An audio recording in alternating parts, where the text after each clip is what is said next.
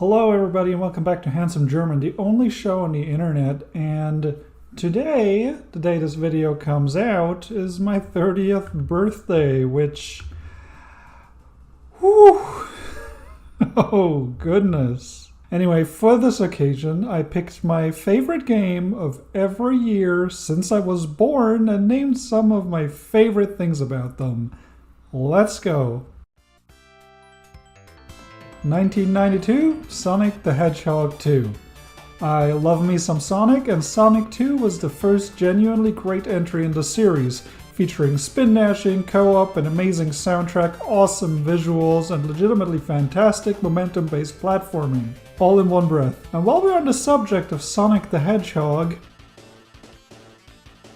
1993, Mean Bean Machine. I fell in love with Puyo Puyo years before I knew it even existed. I played it for hundreds of hours with the incredibly talented composer Christoph Jakob, link in the description, way back in the day, and I still love the series to this day. Mean Bean Machine is a lot grungier than Puyo Puyo, both in visuals and its gloriously Mega Drive sound, and I adore it for that. Speaking of mean machines, 1994, Super Metroid. I mean, fuck. Like, 28 years later, Super Metroid is still top tier in terms of atmosphere and level design. This game could come out today with higher resolution graphics and it wouldn't feel out of place in the current Metroidvania market at all. From one of my favorite genres to another, we have 1995, Tetris Attack. I love all versions of Panel to Pawn except the DS one, obviously. And this is the cutest one. I'll never get enough of the formula. Even if I can't find anyone to play with me, I'll just grind out single player for the rest of my life. Time to jump into 3D with 1996, Super Mario 64. You can't really beat one of the most influential games ever made. It also aged surprisingly well. While it looks old, the controls are spot on, Mario's many jumps are fun to play with, the camera works great, which is still rare to this day, and the low number of text boxes and other interruptions keep the pace snappy and oh so satisfying to just keep going and going.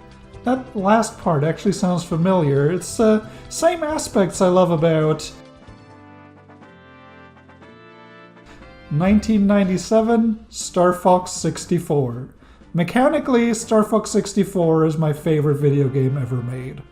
Everything is wonderfully designed, with the game constantly throwing enemies at you wave after wave with never a dull moment. It's also an amazing score attack game to sit down and play for an hour, which I have done at least 100 times, because it's just that good. Other games I spent hundreds of hours on include 1998, Pokemon Blue. Back when the series was still fresh, I basically learned how to read 10% school, 90% Pokemon. Despite the first games being by far the worst in almost every way, this one makes it on the list for nothing but nostalgia. Also, I have a dyslexic cousin who told me Blastoise's strongest move was Hydro Bomb, so I grinded mine to level 100 because I thought Hydro Pump was lame and Hydro Bomb was right around the corner. I still think that's funny, but not as funny as the voice acting in 1999, Shenmue. Shenmue has brought me so much joy over the course of my life. As a kid, I thought the story was the edgiest, coolest thing ever, and the graphics and music were breathtaking. As a teenager, I laughed my ass off at the horrible English translation and dub, all the little quirks that I couldn't pick up on as a non-native speaker before. As an adult, finally playing the Japanese dub on Steam, I was genuinely impressed with the ambition on display here. The Shenmue series is deeply flawed, but the two games will always be dear to my heart. It's a shame the third game never came out. Speaking of incomplete trilogies, 2000, Paper Mario. You can tell I grew up with an N64 because the only retro game that is anywhere close to competing with Star Fox 64 is Paper Mario. It's a beautifully accessible RPG for kids, while the badge system opens up an insane degree of customization for more experienced players. Most importantly though, the characters don't assassinate the concept of comedy by constantly talking about being made of paper. Imagine someone going through life repeatedly referencing that they consist of flesh and expecting people to laugh. Why would they reference being made of paper when that's normal and everyone is? Anyway, OG Paper Mario doesn't do that, making it good. You know what else is a funny game? 2001, Conker's Bad Fur Day. Definitely the weirdest game on this list, Conker's Bad Fur Day is an irreverent tour de force of complete fucking nonsense. You fight a giant pile of shit, shoot Nazi teddy bears, and gay Bowser, a xenomorph named Heinrich, into the sweet, deadly embrace of outer space. And the multiplayer is fucking bonkers, with some of the best game modes on the system. Good game, though not quite as good as 2002, Metroid Prime. Just take everything I said about Super Metroid and put it in 3D. If it ever gets a re-release, it'll be a Game of the Year contender then too. Speaking of Games of the Year, which is what I'm doing. 2003, Beyond Good and Evil. I made hours of videos on BGE, and you should watch all of them after this. Let's keep the sci-fi train chugging with 2004, Metroid Prime 2, Echoes. Just take everything I said about Metroid Prime and make it way harder.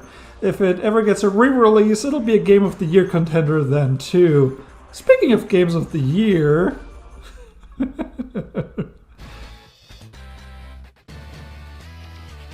2005, Advance Wars Dual Strike. Everybody seems to forget about this one, despite it being the strongest in the series. I sunk over 1,000 hours into 100%ing this one, with its excellent campaign, dozens of maps, multiple challenge modes demanding different skills and strategies. Amazing. The dual strike mechanic takes the gift system and supercharges it to make it even more pivotal than before. Fantastic game. Honestly, it's basically perfect. And from perfect to deeply flawed, we have 2006, Elder Scrolls Oblivion. I became the Archmage despite not knowing a single spell, and that's just hilarious to me. I absolutely loved playing through the guild quest lines to assemble a party. I enjoyed it so much I stopped playing once I had them all, and still consider Oblivion the best game of 2006. Speaking of edgy Latin subtitles,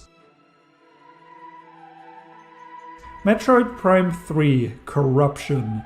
Just take everything I said about Metroid Prime 2 and put it on the Wii. The level design is a lot more linear, but the action and set pieces are on point. If Corruption ever gets a re-release, it'll be a Game of the Year contender then too. 2008, Burnout Paradise.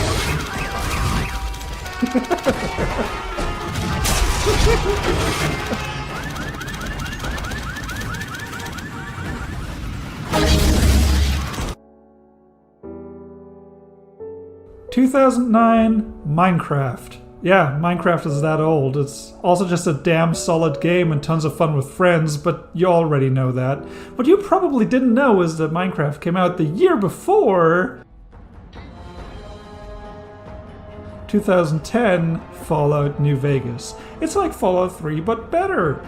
Walk around and punch, shoot, and talk in an immersive world filled to the brim with interesting little stories. I especially love dialogue options opening up based on stats other than speech, which was really missing from 3. And that's not all the punching, shooting, and talking we're doing, because next up is 2011 Dark Souls. Dark Souls has a special place in my heart. I played it during one of the worst depressive slumps of my life, and it really helped me put myself together. It made me realize that I have a weird, nebulous purpose in this world that I don't fully understand yet, but I can't die until it's done. This got a little dark souls. It's almost as dark as the endings of 2012 Mark of the Ninja. I love this game to bits. 2D stealth perfection with different playstyles being equally fun and encouraged. I especially enjoy the ability to terrify guards by throwing corpses at them and getting bonus points for doing so. Let's lighten the mood a little with 2013 Rayman Legends on the Wii U.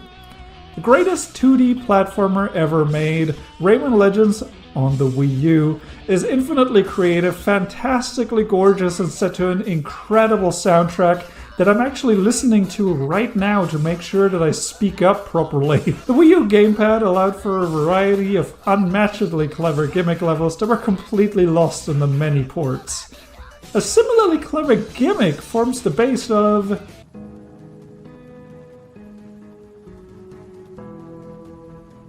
2014 Little Inferno. In my early years of university, I was still living with my parents, commuting to a nearby town to attend classes. This stopped me from engaging with pretty much anything that happened after 6 p.m., particularly the drama group and students' union in my case. When I finished Little Inferno, I first broke down crying, and then immediately after started looking into moving out and finally taking my life into my own hands. Little Inferno literally made me who I am today. You can go as far as you want, but you can never go back. Hey, I fucked up. Little Inferno came out in 2012, so here's my real 2014 game. I still wanted to shout out Mark of the Ninja, so I'm just leaving both Mark of the Ninja and Little Inferno in. Fuck it. 2014, Broforce. Broforce is a Vitamin X fueled liberation campaign across the globe with tons of recognizable heroes such as Robocop, Brohorde, Indiana Jones, and of course Double Bro 7. The constant explosions and over-the-top bosses combine with the drum and guitar heavy soundtrack to create an experience that is not only genuinely hilarious, but also a well-put-together criticism of American interventionism. Speaking of political commentary, 2015 Metal Gear Solid 5. Despite being the weakest in the series in terms of narrative, the ridiculously polished gameplay kept me going forever. I especially adored customizing my bases and invading those of others, stealing as much damage as possible because I'm a terrible person. Blaster Tortoise for life. Armor, blasts, blasting, 2016, you know what's next. 2016, Doom. 2016. Doom had no right to be this good. If you took Samus and made her 20% more badass than she was in Dread, you'd get modern Doom guy. After unlocking the runes for increased glory kill range and faster kill animations, Doom 2016 becomes a magically violent, heart-rendingly constant assault on most senses. More violent magic coming up with 2017 Divinity Original Sin 2. Another best game of all time contender here. Fantastic writing, beautifully colorful, one of the greatest soundtracks of anything ever. Its local co-op is what really sets it apart from all other RPGs, especially considering that everyone knows that in the end, only one of you is going to win. These moments of competition are insanely tense as the winner gets to make decisions that will shape the world. Also, you know, I played it with my wife, and that was one of the most fun experiences with media that we ever had. 2018 Sonic Mania. We had to wait over 2 decades for classic Sonic to make a proper return. Sonic Mania takes everything that made 1 through Knuckles all-time classics and does it again.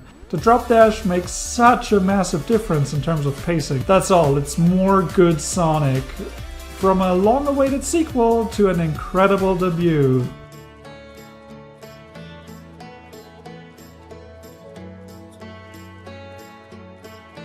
'19 Outer Wilds. Outer Wilds is a magical experience that every person on this or any planet should experience. Why did I write the word experience twice? Going completely blind, just go play it, and while you're at it, also go play 2020 Monster Jaunt. I'm serious. Monster Jaunt is an excellent little minigame party. I adore it for many reasons. The board game portions are far more strategic than Mario Party. The 20 minigames require 20 different skill sets. The music is ridiculously charming, and the titular monsters are adorable. If you're looking for Mario Party on PC, go play Monster Jaunt. Also, it was made by just one guy who likes Ferret, the Pokemon Ferret, which is like the best one in the second generation. So also, it's just an incredibly impressive solo project, and we've had so much fun with this game. Absolute complete surprise out of nowhere. It's just fun. It's just damn fun. 2021 Inscription. I already reviewed Inscription on the channel, so check that out after this video. Or go in completely blind, which is even better. It's entirely up to you. 2022. Who knows? Probably Elden Ring, let's be honest. I don't have a game of the year for 2022 yet. Haven't really played anything new I actually liked this year. At the time of writing, Pokemon Legends Arceus and Sifu aren't out yet. Elden Ring is going to be a banger, no doubt about it. So let's go with Elden Ring. It's not my game of the year 2022, but it is definitely the most anticipated game of 2022. And now we have 30 games. Make sure you like and subscribe if you want to see more stuff that I make, whatever that'll be. There'll be a link to my card game Astroyal in the description if you're interested in supporting the channel. You can do so by buying my game, which would just make me happy. And leave a comment with your top 30 games of the last 30 years. Or make your own video, and I'll watch it, probably, unless this somehow blows up and there's like more than 2.